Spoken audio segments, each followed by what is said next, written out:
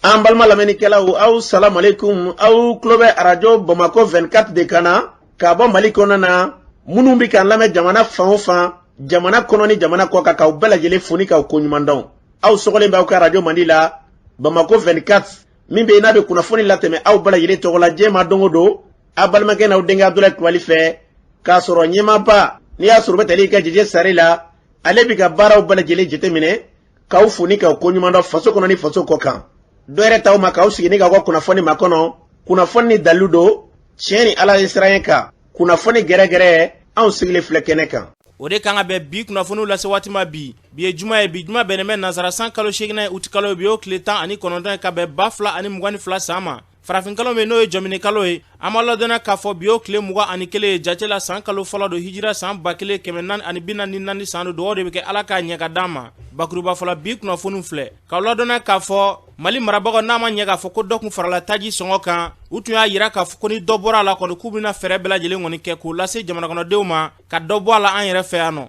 A yirala k'a fɔ ko tɔrɔmɔɲani dɔ kɔni bɔra a la o ko kɛra cogo jumɛn kunnafoni ɲɛfɔli ko la min bɛ tali kɛ bagi jaabiw kɔnɔ olu bɔra kunungo o ko kɛra cogo jumɛn kunnafoni ɲɛfɔli ko la. Sirabakan kasara kɔni waralen don an ka jamana kɔnɔna na dɔgɔfurancɛ kɔnɔna na kɛrɛnkɛrɛnnenya arabadongo Welesebugu sira kɔni na sirabakan kasara dɔ kɔni kɛra yen nɔ maa 5 kɔni olu joginna kosɛbɛ kosɛbɛ ko kɛra cogo jumɛn kunnafoni ɲɛfɔli ko la fo ka taa se an ka jamana kɔnɔna na bi mifɛnjugu min bɛ yen nɔ n'a bɛ fɔ a ma ko shisha ale kɔni kumaw cayalen bɛ o ko kɛra cogo jumɛn kunnafoni ɲɛfɔli ko la. An ka cakɛdanba min bɛ yen nɔ n'a bɛ fɔ a ma au conseil économique social et culturel maa dɔw kɔni wulila ni ka se ka taa bɔ olu la o ko kɛra cogo jumɛn kunnafoni ɲɛfɔli ko la. Ninnu de bɛna kɛ kunnafoni la kumaba ye ka fara kunnafoni wɛrɛ kan lase aw ma denkɛ n'a balimakɛ fɛ Sidiki Kulibali Ala k'a ɲɛ ka d'an ma. Kunnafoni an b'a daminɛ ka ladɔnniya k'a fɔ taji kɔni o sɔngɔ yɛlɛla kumaw kɔni kun cayalen bɛ maa caman kɔni fɛ k'a yira k'a fɔ ko sɔrɔ tɛ bolo la ko taji kɔni ko sɔngɔ bɛ ka yɛlɛ a kumaw kɔni kun cayara nka jamana ɲɛmɔgɔ kɔni ye layiru kɔni ta jamana kɔnɔdenw ye k'a yira k'a fɔ taji kɔni ni dɔ bɔra a sɔngɔ na bɛɛ olu fana bɛ dɔ bɔ a la an fɛ yan nɔ ko n'i y'a ye k'a kɔni gɛlɛya la k'o kun tɛ dɔwɛrɛ dɛ taji kɔni k'a ka gɛlɛn a ta yɔrɔ la a musakaw ka gɛlɛn ka se ka se n'a ye an ka jamana kɔnɔ ko nka ko nɔgɔya fɛn fɛn kɔni mana don a ko la k'u bɛ wulikajɔ kɔni kɛ ni k'o ta ka ɲɛsin jamana kɔnɔdenw ma a yirala k'a fɔ ko tɔrɔmɔɲani dɔ kɔni k'o bɔra a la o baaraw yɛrɛ kɔni daminɛna sura yɛrɛ de ONAPU ɲɛmaaba Modibo Guro Jali ale b'a ɲɛfɔ an ka lamɛn.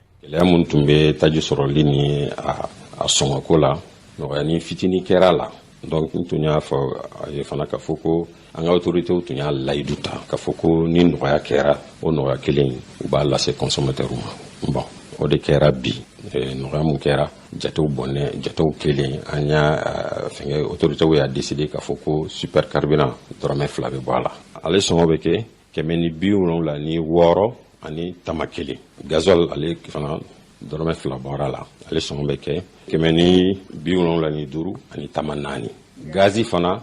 kɛra sisan 180 ani dɔrɔmɛ 2 aw bɛɛ bɛ daminɛ fɛrɛ ka kan ka kɛ ni nin sɔngɔ ninnu de ni opérateurs jɛra ka dɛmɛ kɛ kosɛbɛ gɛlɛya ninnu kɔnɔna na yalasa taji sɔngɔni a ka se ka kun mɔgɔw la a ko gɛlɛyara tun gɛlɛyara mais gɛlɛyara kabini a san yɔrɔ de la nɔgɔni dɔɔni mun kɛra o nɔgɔya fana autoritéw y'a décidé ka o nɔgɔya fana lase consommateurs ma. Ni tun bɛ tali kɛ ONAPU ɲɛmaaba la Modibo Guro Jali a y'a fɔ cogo min na yarabi Ala ka hakilina ninnu sabati hali bi ni dɔ bɔra a la fɛɛrɛ ka tigɛ dɔ ka se ka bɔ a la nka maa caman bɛ k'a yira k'a fɔ ko caman kɔni ma bɔ a la dɛ nka an bɛ dugawu de kɛ nin ye hakilina min ye o b'a yira k'a fɔ a mana jigin ka se a dan na a bɛ jigin an ka ɲɛmɔgɔw ka wulikajɔ kun de y'o ye an bɛ dugawu de kɛ yarabi Ala k'o hakilinaw sabati n'an bɔra ye kunungo bagi jaabiw kɔni bɔra wulikajɔ kɔni kɛra maa caman fɛ ni ka se ka taa jaabiw kɔni lajɛ nka kunnafoni kɔni y'a yira k'a fɔ ko ɲinɛn ta k'a ni san caman ta kɔni ma kɛ kelen dɛ ko jaabiw kɔni bɔra maa dɔ kɔni y'a sɔrɔ nka n'i y'a ta k'a lajɛ ko maa caman bɛ yen nɔ k'olu y'a jɛ ɲinɛn dɛ an ye wulikajɔ kɔni kɛ ni ka munumunu salo kɛ ni ka maa dɔw ɲininka an ka maa dɔw ka sira lamɛn. Aba Sisi tiɲɛ la nisɔndiya min bɛ ne kan a tɛ se ka fɔ ka ban parce que ne yɛrɛ san 2 de k'a nɔfɛ ɲinɛn ni san 3 de o yɛrɛ nisɔndiya kama non n t'a dɔn cɛ a tɛ se ka fɔ ka ban parce que ne yɛrɛ mɛnna a nɔfɛ nisɔndiya bɛ na ne fa ne ba ninnu bɛɛ olu bɛɛ kun tɛ découragé ne yɛrɛ ka ko la n'a fɔra ɲinɛn ne y'a sɔrɔ kɔni n jouera. Ne fa ma diya i yɛrɛ ka taa lisi la o ye kuma bannen kabini nana e ye jɔn yɛlɛtɔla ye yan fɔlɔ e jɔn yɛlɛtɔla ye yan nɔ ne sɔn yɛrɛ jalen don bɔlen ka mɛn. Ne tɔgɔ Iya Mayiga nisɔndiyalen don dɛ nisɔndiyalen don n t'a dɔn yɛrɛ n bɛ se ka nisɔndiya in fɔ ka dan sira min na sisan ni mention bien de sɔrɔ. Ni tun bɛ tali kɛ maa dɔw ka seereya la u y'a fɔ cogo min na an bɛ dugawu de kɛ minnu m'a sɔrɔ ɲinɛ yarabi Ala ka don olu garisɛgɛ la san wɛrɛ n'an bɔra ye sirama kasara kɔni o ɲɔɲɛnɛmɛ kosɛbɛ an ka jamana kɔnɔna na min bɛ tali kɛ arabadongo sirama kasara dɔ kɔni kɛla Welesebugukaw fɛ yen nɔ kɛrɛnkɛrɛnnenya kɔnpani bɛ yen nɔ n'a bɛ fɔ a ma ko fɔlɔna ale kɔni sirama kasara kɔni sɔrɔ a yirala k'a fɔ ko maa 14 kɔni k'olu joginna la nka maa 5 kɔni k'olu ta ka jugu kosɛbɛ k'olu bolo n'u senw bɛɛ lajɛlen kɔni kari la yaasa ka priorité d'a ma karamɔgɔ Abdulaye Kulubali ye ɲininkali kɛ Welesebugu maire la Bakari Samake an k'u lamɛn. Ne tɔgɔ Bakari Samake Welesebugu maire do. Monsieur le maire, an ye kunnafoni sɔrɔ ko araba ka dugu jɛ kunungo alamusala ko siraban kasara kɛra i ka mara kɔnɔ la a ko kɛra cogo di? Araba tɛmɛnen ka dugu jɛ alamusala 2h55 wagati kari dɔ de tun bɛ ka bɔ Kajulo ka na Folona kari do n tun bɛ Bamakɔ kan ni tɛmɛna Welesebugu la i bɛna se Mana n'i bɔra Mana i bɛna se Siminji ale ni Dogorona cɛ charbon mobiliba bitɔn dɔ de tun cɛlen jɔlen bɛ yen karitigi y'a fɔ cogo min na mobili wɛrɛ de fari sigila ale ɲɛ kan o y'a sɔrɔ ale tun bɛ Bamakɔ kan mobili wɛrɛ nin bɛ ka bɔ Bamakɔ ka na Welesebugu fan fɛ Ala kɔni y'a kɛ ale ma mobiliba in jɔlen ale kɔni nana don mobiliba in na a kasara juguyara kosɛbɛ kɔni kalo 2 in kɔnɔ accident kɛ ko sabanan de filɛ nin ye Welesebugu commune kɔnɔna na a accident juguyara kosɛbɛ an kɔni bɛ Ala fo k'a barikada ka bɔ wagati la ka se sisan ma an ma kunnafoni dɔrɔn ka fɔ ko mɔgɔ ni tora la mais mɔgɔ 14 o de banana la o mɔgɔ 14 na mɔgɔ 5 b'a la olu sen n'u bolo de kari la o mɔgɔ ninnu Sanankɔrɔba sapeur pompier ani Welesebugu sapeur pompier olu farala ɲɔgɔn kan ka mɔgɔ banalen ninnu cɛ ka na Welesebugu dɔgɔtɔrɔso la mɔgɔ ninnu fana bɛ évacuer ka taa Bamakɔ an bɛ waati min na komi sisan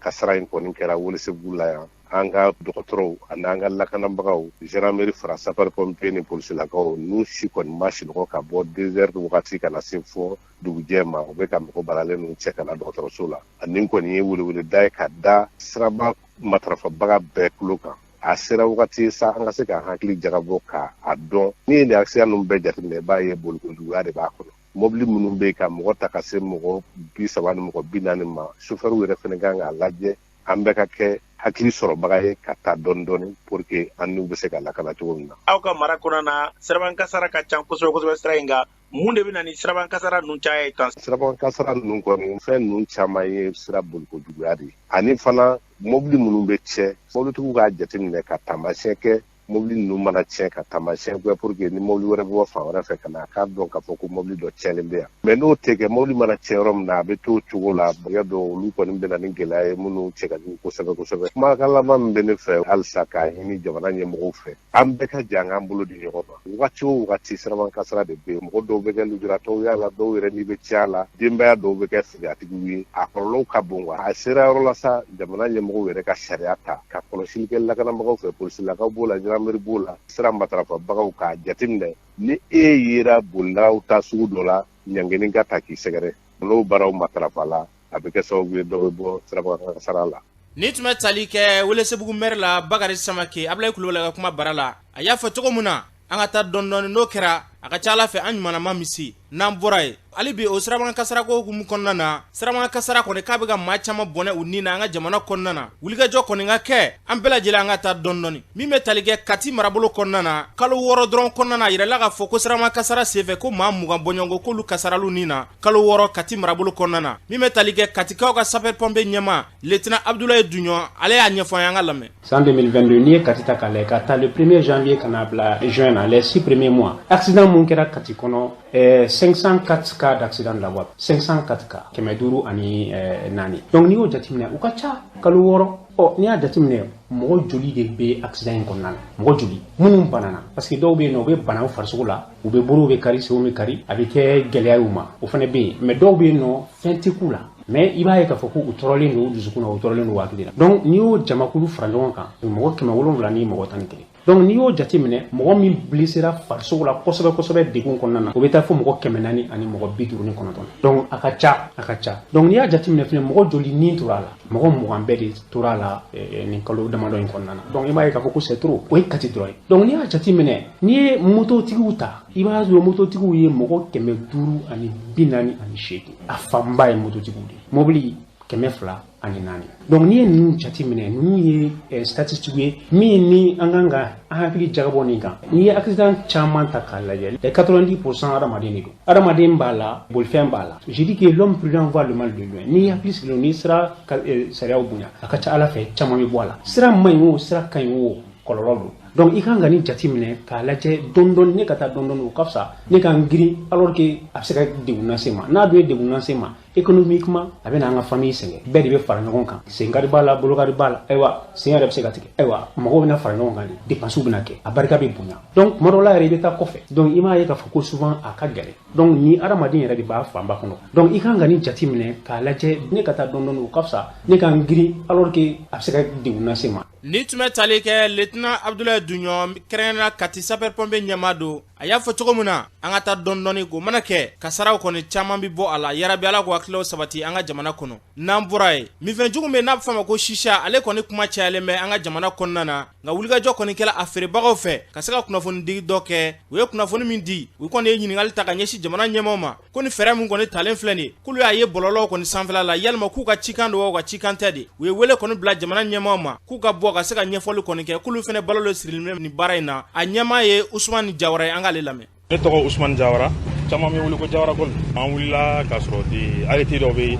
bɔlɔlɔsiraw kan k'a fɔ ko shisha feere ka interdit la Mali kɔnɔ an kɔni y'a ye bɔlɔlɔsiraw kan an y'a ye fan bɛɛ fɛ mais an m'a ye gouvernement ka page la an m'a ye ORTM la parce que ORTM la o de ye jamana ka télévision ye n'an tun y'a ye o la alhamdulilayi an bɛ précaution caman ta mais an y'a ye bɔlɔlɔsiraw de kan donc an t'a dɔn n'a sɔrɔ ni tiɲɛ don walima ni nkalon don an y'a sɛbɛn ye mais sɛbɛn in dan tɛ o dɔrɔn ye o sɛbɛn in dan ye jumɛn a ka diffuser an fana k'a ye a bɛ se ka kɛ a sɛbɛnnen don tubabukan na caman bɛ o t'a dɔn o la o kɔfɛ tuguni an balima dɔw bɛ yen an ka lakana tigilamɔgɔ dɔw taara olu yɛrɛ ka butigi la dɔw yɛrɛ bɛ yen fo Moti ka communication d'u ma an balima dɔw fana bɛ yen nɔ dɔw yɛrɛ minɛ ka taa n'olu ye arrondissement na donc an kɔni an bɛ fɛ ka weleweleda de ta an ka jamana ɲɛmɔgɔw ye anw fana ye fasodenw de ye anw fana ye baarakɛlaw de ye an tɛ zon ye an tɛ delinquant ye mɔgɔw de fana b'an bolo baara la mɔgɔ caman n'a sɔrɔ ni jamana ka basigi bɛ sisa ye interdit de la alhamdulilayi mais a ka kan u ka an fana ladɔnniya k'an bonya an bɛ se k'an bolofɛnw lakana cogo min na a bɛ se ka taa sira ɲuman min fɛ a bɛ se k'o fɔ an ye cogo min na an n'u ka siya kuma kalo 6 fɔra an y'a mɛn réseau de kan kalo 6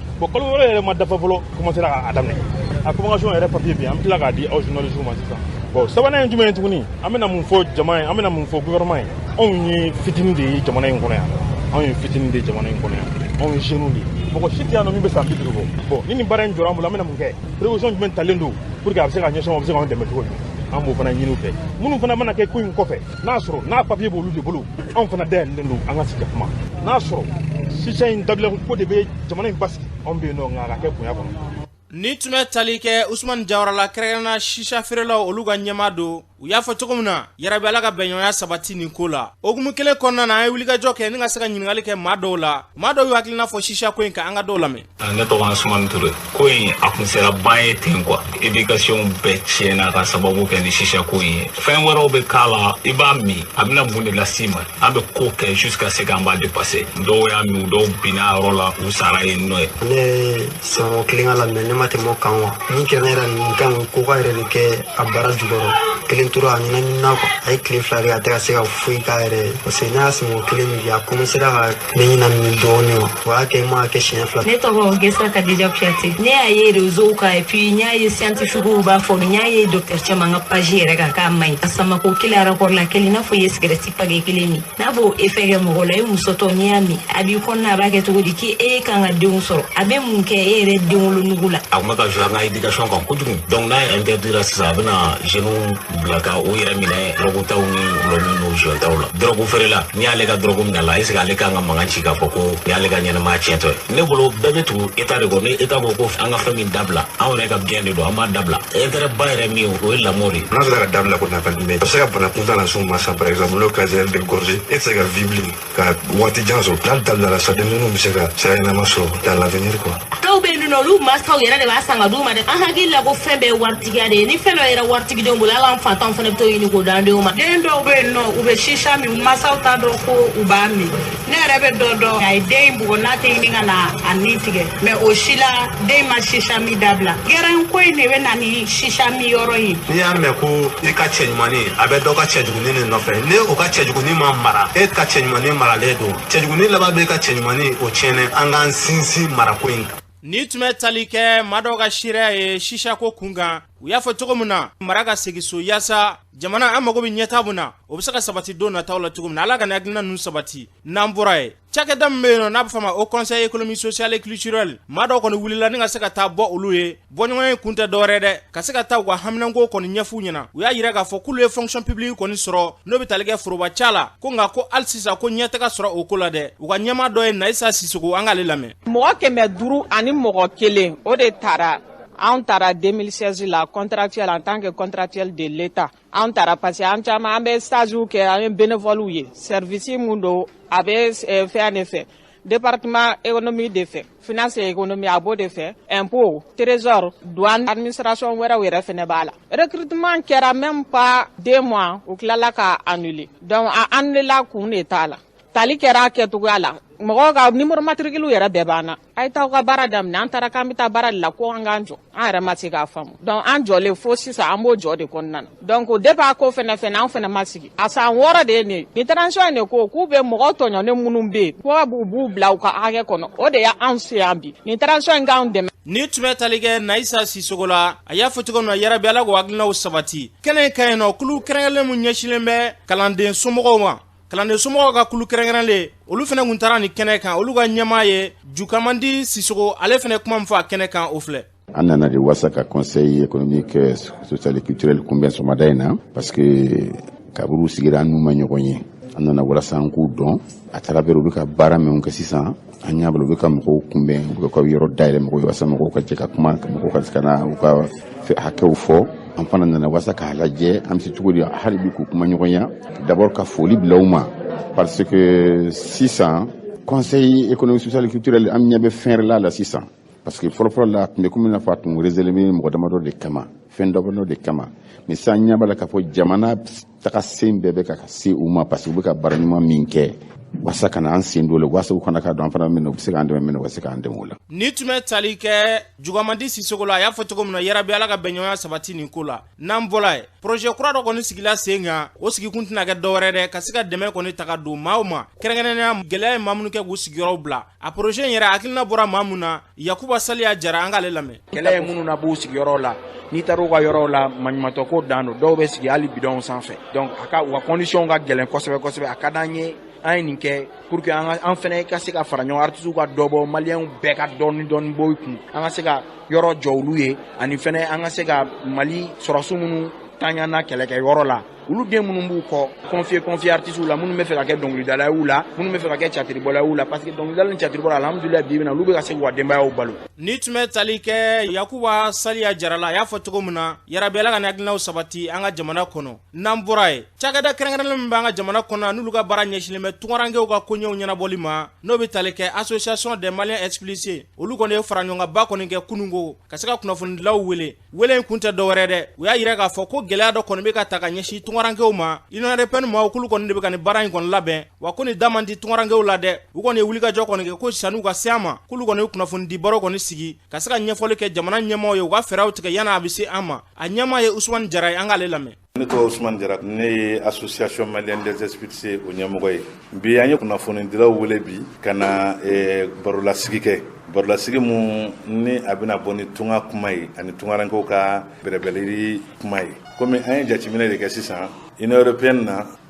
san tɛmɛnen 2004 ni 2005 waati la projet dɔ tun b'u bolo ko Frontex n'o agence dɔ ye mun tun bɛ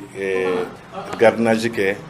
tunga sira kan donc an y'a ye sisan k'a fɔ o Frontex in u bɛna baara kɛ tugun Sénégal ani Mauritanie pour que ka se ka tunga taama bali ka taa farajɛ yan fan fɛ donc an nana jateminɛ kɛ k'a fɔ position mun b'u bolo a bɛna kɛ gɛlɛya kojugu tungarankew ma surtout an ka farafinw maliyɛnw ani farafinden wɛrɛw ma ka da kan en 2004 tuma min na u kɛlen ka Frontex ɲɛɲini k'a sigi sen kan daramu fɔlɔfɔlɔ su fɔlɔfɔlɔ minnu bɔra o kɛra Ceuta ani Melilla ye n'o kɛra enclave espagnol kɔnɔ donc n'i ye jateminɛ kɛ saya caman kɛra o yɔrɔ la o kelen ni kama tugun i bɛna ye k'a fɔ tungarankew bɛ sira fali ka taa bɔ ni Libi ye k'u bɛna don Lampedusa pour que ka don Italie fɛ o kɔnɔna fana na i bɛna ye k'a fɔ ko ji kɔnɔna o bɛ ɲini ka na kɛ kaburudon ye donc saya cayara tunga sira kan projet minnu bɛ farajɛla ni farafinna ni ɲɔgɔn cɛ a projet ninnu u ma se ka kɛ fɛn ye mun bɛ se ka tungarankew ladon donc nin bɛɛ de jɔra an sɔrɔ an ko bi komi u b'an ka bulonda la u bɛ ka papier sɛbɛn u ni Mauritanie ani n'u Sénégal ɲɔgɔn cɛ donc an ka wuli k'an ka kumakan bɔ yanni se ka kan an yɛrɛ ma bɛnkan minnu bɛ papier kɔnɔ o de ye k'a fɔ tungarankew bɛ lasegin cogo min na i bɛ hakili b'a la n'u b'a fɔ a ma ko accord de réadmission sanjan tɛmɛnen na tuma min na Amadu Tumani Ture bɛ fanga kɔnɔ farafin jamana caman y'a signé Maliyɛn bɛ wulila k'i jɔ kan an t'a fɛ Mali denw gɛn sɛbɛn Mali fanga bolo nɔ tɛ da o la donc o donni ka kan Mali ma sɔn k'a signé Amadu Tumani Ture tile la donc u nana yɛlɛma don a kɔnɔna na donc o bɛnkan sɛbɛn b'a kɔnɔ filanan fana ye mun ye ko tungarankew kana wuli ka b'u faso yɛrɛ la k'u b'u ɲɛsin tunga sira ma donc n'o bɛ kɛ Frontex n'o ye agence de ye privé de don donc n'u b'a fɔ ma ko guardia civil o y'a espagnol kan ye i bɛ civil kuma mɛn a la olu de bɛna coopération kɛ pour que ka dankari tungarankew la minnu b'a fɛ ka tɛmɛ ka don tunga sira fɛ ka sɔrɔ papier t'u bolo n'u b'a fɔ ma ko visa donc a tiɲɛli bɛ ka bonya an yɛrɛ y'a ye san 10 laban in kɔnɔ mɔgɔ dan minnu tora ji kɔnɔna na ani mɔgɔ tan minnu tora désert kɔnɔ n'a fɔra ko kura bɛna far'o kan o jɔrɔ n'a a kɔnɔba y'an sɔrɔ o de y'a to an ye journalistes wele bi walasa ka kunnafoniya d'u tulo kan ka tila k'an ka jamana ɲɛmɔgɔw alerter ni nin ko in ser'u ma cogo min na u k'u jija u ka maliyɛn denw u k'u tɔbɔtɔ u kana sɔn k'u bolonɔ da sɛbɛn na sɛbɛn mun bɛna ta kɛ ni dankari ye tungarankew la. Ni tun bɛ tali kɛ Usumani Jarala a y'a fɔ cogo min na yɛrɛbɛla ka hakilina ninnu sabati n'an bɔra ye Faranjala fanga ɲɛmaa Colonel Asimi Goita ale ye hakilina dɔ kɔni sigi sen kan dugutigilakaw ka se ka fɛn kɔni di u ma min b'a yira k'a fɔ k'u fana ye maaba ye ko jɔyɔrɔ b'u la jamana in kɔnɔna na ni ka se ka taa drapeau kɔni ka to o cogo fana fɛ yen nɔ o baara mun n'o sigila sen kan an ka jamana kɔnɔna na dɔgɔfarancɛ in kɔnɔna na min bɛ tali kɛ Kulukoro gouverneur ale kɔni ye faraɲɔgɔnkan kɔni kɛ ni a ka dugutigilakaw ye Kulukoro gouverneur Colonel Lamini Kapori Sanogo ale ye kuma min fɔ a kɛnɛ kan o filɛ. A y'a yira k'a fɔ aw jɔyɔrɔ bɛ kasiko la kosɛbɛ o hukumu kɔnɔna na a y'a laɲini k'a fɔ san o san le 11 novembre o ka kɛ don min ale ni aw bɛ sigi ka kuma don min o don bɛ bila aw ye ko y'aw ka don ye parce que a ye dɔnna k'a fɔ aw bɛ yen nafa min b'aw la jamanako la a dogolen tɛ mɔgɔ la ka danaya ta ka da aw kan k'a fɔ hali bi faso hakili b'aw la faso ɲɛ bɛ aw ka kokɛtaw la donc a y'a laɲini o hukumu kɔnɔna na a fɔra ko ka drapeau bila bɛɛ ka so dugutigi bɛɛ ka so ani chef de quartier ka so ani chef de fraction ka drapeau yɛlɛ ka so o kɔfɛ tuguni pour que aw ka se ka dɔn ka bɔ dɔw la ko ka insigne d'aw ma bɛ min don aw kan na mun kama n'aw nana jama yɔrɔ la aw ka se ka woloma ka bɔ mɔgɔ tɔw la bonya ka se ka d'aw kan ka tila ka sɛbɛn ta ka di sɛbɛn min bɛ ni dugu tɔgɔ bɛ sɛbɛn a kan a bɛ di nin ye dugu tɔgɔ ye dugu ta ye donna min bɛ di ma dugu tɔgɔ bɛ sɛbɛn a kan sɛbɛn min di a bɛ di dugutigi ma chef de village an bɛna baara ninnu kɛ fɔlɔ dugutigi mun bɛ yan an b'a ta ka di olu ma nka n bɛ hakɛto ɲini kɛ hali bi parce que gafe min nana di an ma a bɛ 1500 ni kɔ bɔ an bɛ min fɔ ɲɛna dugutigiw ani chef de quartier k'i ɲɛmɔgɔw jɔnjɔn minnu bɛna d'aw ma gafe bɛna d'aw ma a kun ye mun ye aw yɛrɛ ka se k'a lawaleya fɔ faso ye dana de d'an kan drapeau bɛ na so o kɔrɔ ye jumɛn ye an kan ka jija Malikura ko la ko dɔw bɛ yen an man ka ye min na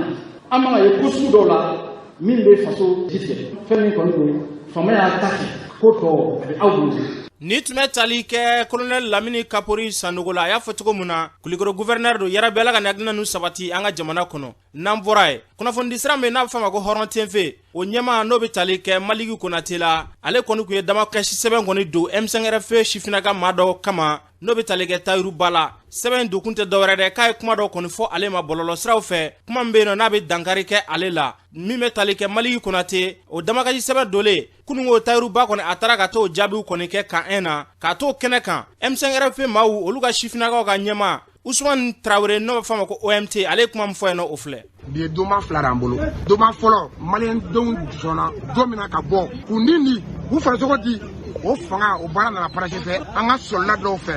n'an wele les 5 colonels o san fila ɲɛnajɛ ye bi ye an camarade dɔ bɛ yen an ka chargé de communication Mali jeunesse bɛɛ ka chargé de communication n'o ye Tayiru Ba ye ale welela maa dɔ fɛ an tɛna maa tɔgɔ fɔ k'a fɔ a ye kuma f'a ma kuma mun bɛnnen tɛ mais Tayiru Ba ye hɔrɔn ye danfɛnma don comme maliyɛn tɔw bonya kɔnɔ karama kɔnɔ a nana wele jaabi maliyɛnw ka dugawu Mɔlɔn ye wulikajɔ min kɛ ka daminɛ Sogo la fɔ Mali région bɛɛ a nana bonya kɔnɔ kaɲɛ na bi a welela yen ne an b'an ka autorités fo u ka wulikajɔ n'u ka cɛsiri la an bɛ gendarmew fo n'o ye kaɲɛ mɔgɔw ye. u ka hakilimaya la u ka baara dɔnni na ni ne ye jamanaden ɲuman ye u ye bonya mun d'an kan Ala ka n'u sara mɔgɔw ɲɛna fɛn fɛn don a bɛɛ ye nkalon ye anw dɔnnen b'an ka autorité la olu ka Mali kura wa bi an b'a la fo k'a barikada an ka nɔgɔ bɔ kuma la Mali kura bɛ ka nati an ye mun ye bi nin ye nimisi wasa bɔ wa an dɔnnen b'a la fɛnɛ n'affaire taara tribunal la a tɔ bɛ ɲɛ ka tɛmɛ nin kan mɔgɔ kana siran bilen dɛ Mali ko de don fɛn fɛn b'an ka jamana jɔ fɛn fɛn b'an ka autorité bonya fɛn fɛn bɛ na ni bonya an ka autorité ma an ka don a da fɛ bonya kɔnɔ karama kɔnɔ anw tɛ wale kɛ wale min prononcé an ka autorité ma a bɛ maa maa bɛ vidéo kɛ maa maa bɛ taa débat la u bɛ taa Mali de kanu kama u tɛ sara dɔrɔmɛ tɛ d'u ma mais jamana in kama ils sont prêts ka taa so la ni Mali bɛ jɔli de ni Ala k'a kɛ ni mɔgɔ bɛ taa bagu ma parce que i ye nkalon t'u la i bɛ kɛ nkalon na Mali autorité la olu y'o kuma fɔ k'o dénoncer u ma bɛn ma i bɛ bin anw kan an bɛ an ka juges deli u b'u ka baara la dɛ olu se ka plainte minɛ o ye diyagoya o procédure normale de ye nin ye mais souvent minnu b'a kɛ k'u auto-siège k'u minɛ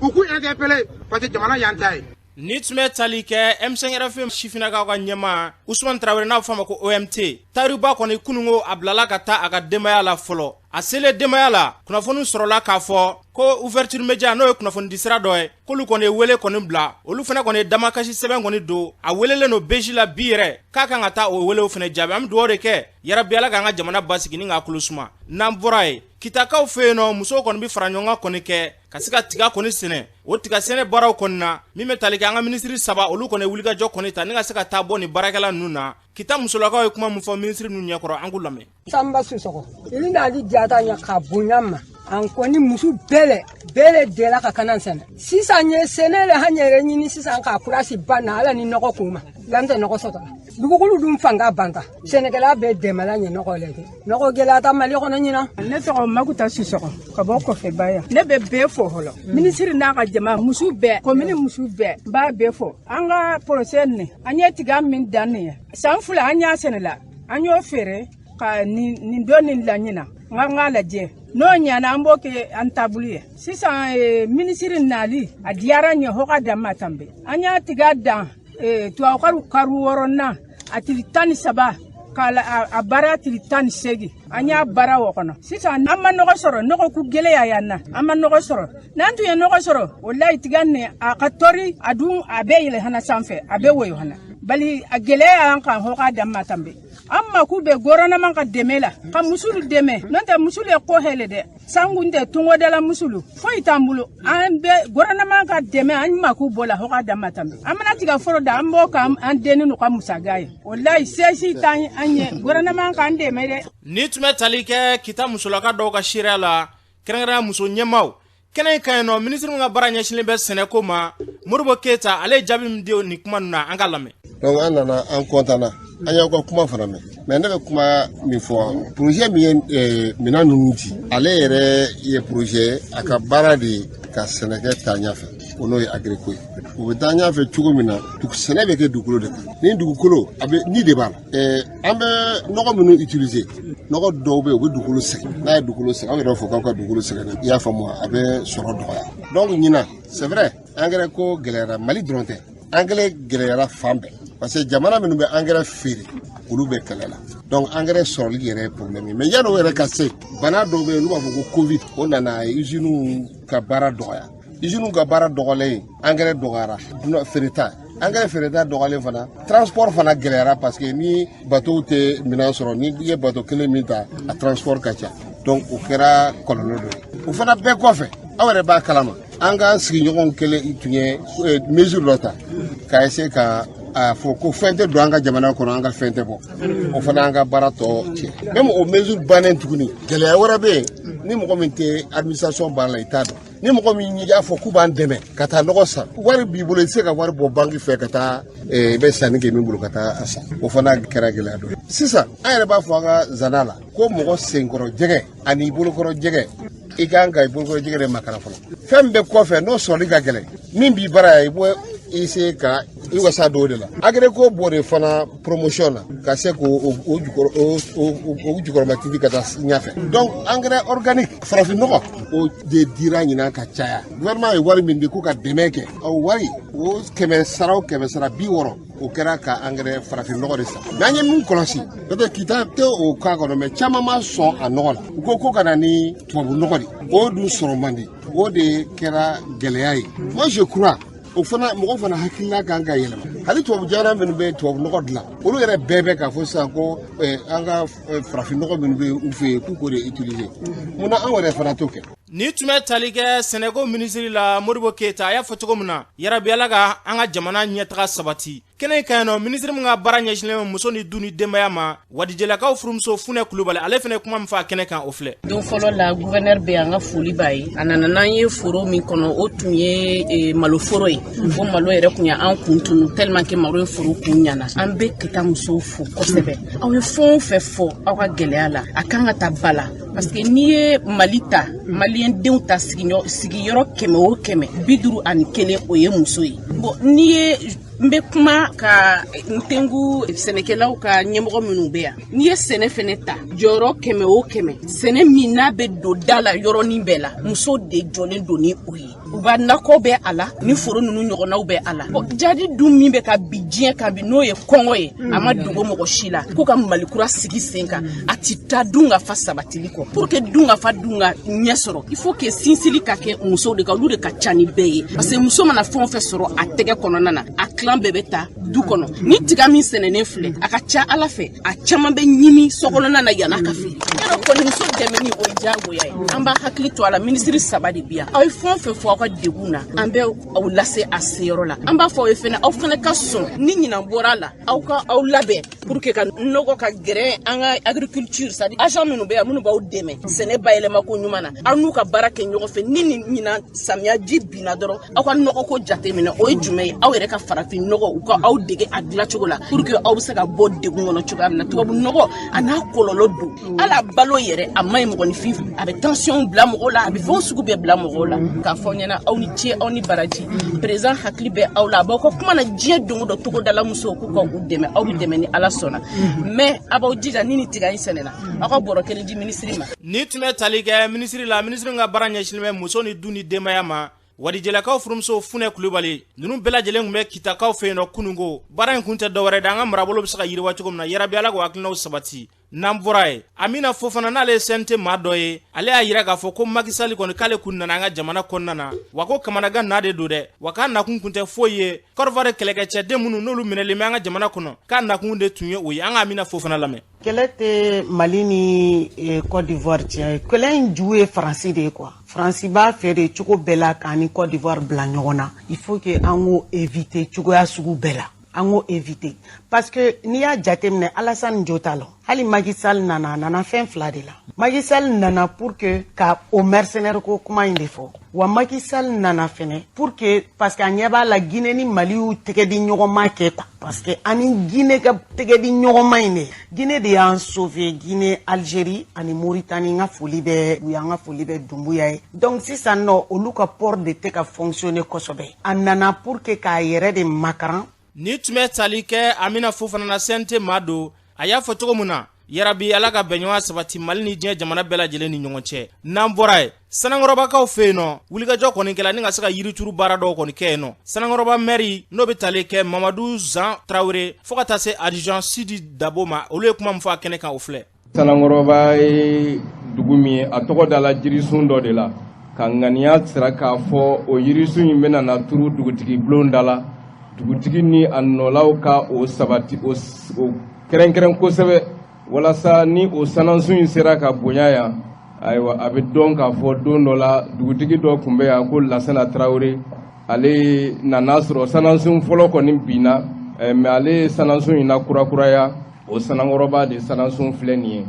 o bɛ se ka lakali denmisɛn génération caman ɲɛna nafa bɛ yiri bɛɛ la mais Ala yɛrɛ ye anw ka dugukolo da ni yiri dɔw ye minnu nafa bɛ anw de kan i sigira yɔrɔ yɔrɔ dugukolo hakɛ min dir'i ma n'i y'a ye yiri min falen n'o kan o de b'o yɔrɔ mɔgɔw mago ɲɛ i bɛ taa sɔrɔ aw mago ɲɛ fɛn caman de bɛ bɔ o yiri ninnu na an ka hakili to an ka yiri ninnu na n'u bɛ banni sira kan parce que an ka siw an ka nɛrɛw an ka jantu la kosɛbɛ nin yirituru mun filɛ nin ye fɛn ma diya ne ye k'a bɔ donc hali bi yiri turuli man gɛlɛn mais a kɔlɔsili de ka gɛlɛn mɔgɔw k'u jantu ka baganw na yiri ninnu dunni na. Ni tun bɛ tali kɛ Mamadou Zan Traoré ka taa se adjudant Sidi Dao ma u y'a fɔ cogo min na yarabi ala ka nagla nu sabati anga jamana kono nambura ameta jamana ko kan Sira Sidibe mumebulu karamɔgɔ Sidiki ni ka yamaruya an bɛ taga Burkina Faso tarata don utukalo tile 16 Burkina Kayanga fanfɛla marabolo ɲɛma ale bɔra ni ka laseli kɛ ka fɔ ko sanfɛ kalanso belele min bɛ Weyigu dugu kɔnɔna na ko mugu pɛrɛnta dɔ kɛra sababu ye ni ka mɔgɔ kelen ni o jogi o ni yɔrɔ kofɔlen na ka bolimafɛn kelen ni ka o mɛnɛ kalanso in yɛrɛ kɔnɔna na so kelen bɛ yen nɔ kalandenw ka ɲɔgɔn dan sɛbɛn o bɛ mara o so in kɔnɔna na o kɛra sababu ye ni ka o so in fɛnɛ jeni ni wagati in na sɛgɛsɛgɛliw olu bɛ sen na n'an bɔra an bɛ taga Maroc Sirabakan kasara ale kɛra Casablanca kɔrɔnyan fan fɛ o kɛra sababu ni ka mɔgɔ 27 ni ka o bɔnɛ o ni na ka mɔgɔ 36 ni ka olu jogi sɛgɛsɛgɛliw bi sen na yasa ka dɔn ni Sirabakan kasara ye mun de nana ye n'an bɔra an bɛ taga RD Congo tɛnɛndo olu finitigilakaw bɔra ka laseli kɛ k'a fɔ ko Urumi Kayanga ale ni kɔrɔnyan fanfɛla la k'u ye ADF mɔgɔ 10 k'u ye olu bɔnɛ o ni na ka mɔgɔ 6 ni k'o minɛ o mɔgɔ 6 la ko denmisɛnnin n'a ka filaba la minnu si ma hali san 10 bɔɲɔgɔn o sɔrɔ karamɔgɔ Sidiki ɲɛ min sɔrɔ ni tun ye Sira Sidibe y'a fɔ cogo min na yarabi ala ka basigi nati Mali ni diɲɛ jamanaw bɛɛ lajɛlen kɔnɔna na